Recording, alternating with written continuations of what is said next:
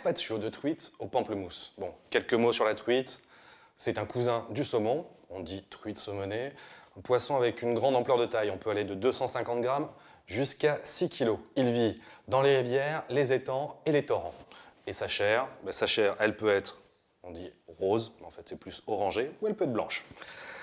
Donc j'ai mon poisson, j'ai demandé à mon poissonnier de me lever le filet, mais de me garder la peau. Ça va avoir son intérêt parce qu'on va s'appuyer dessus pour réaliser notre carpaccio. Par contre, il y a des arêtes. Et les arêtes de la truite, elles sont un peu bizarres, c'est-à-dire qu'elles partent un peu dans tous les sens. Donc le plus simple, c'est de suivre avec le doigt, mais c'est comme le saumon. C'est-à-dire que, allez, ça s'arrête aux 2/3, à la fin, il n'y en a plus. La pince à épiler, on va suivre le cheminement de ces arêtes. Bon, elles sont assez faciles à enlever. Le test du doigt, ça a l'air bon. Et maintenant, on va commencer à réaliser notre carpaccio. On part à partir de la queue. Et là, vous étonnez pas, on n'arrive pas à faire des tranches parfaites. Il suffit d'aller légèrement de biais et je commence à installer mes petits morceaux. Je pars comme ça, de biais, et j'arrive jusqu'à la peau. Idéalement, pour cette découpe, il faut utiliser un couteau à longue lame, fine. Et si en plus la lame est souple, c'est encore mieux.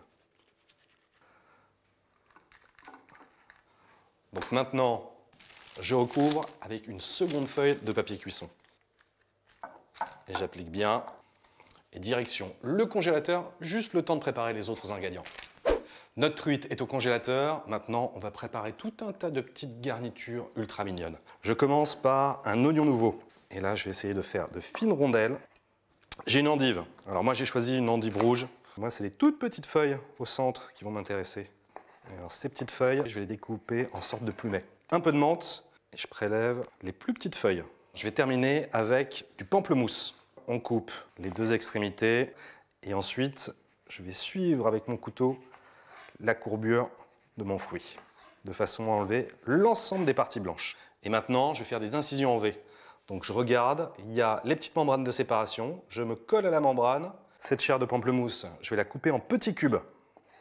Alors le pamplemousse, lui, va m'apporter de la fraîcheur et de l'acidité. Dernier élément, j'ai ici des baies roses, je les écrase. Donc maintenant, je peux aller rechercher mon carpaccio. J'ai mon carpaccio. Donc maintenant, je peux le mettre sur ma planche à découper. Et en fait, au couteau, je vais découper un très beau carré. C'est le principe du décalcomanie. Je prends la feuille du dessous, je l'enlève délicatement. Je prends mon carpaccio, je le positionne au centre de mon assiette. Et là, normalement, si tout marche bien. Donc comme c'est parfait, eh bien, on va continuer dans la perfection en agrémentant avec quelques petites rondelles d'oignons nouveaux, un petit peu de suprême de pamplemousse, nos jolies petites pluches d'endive,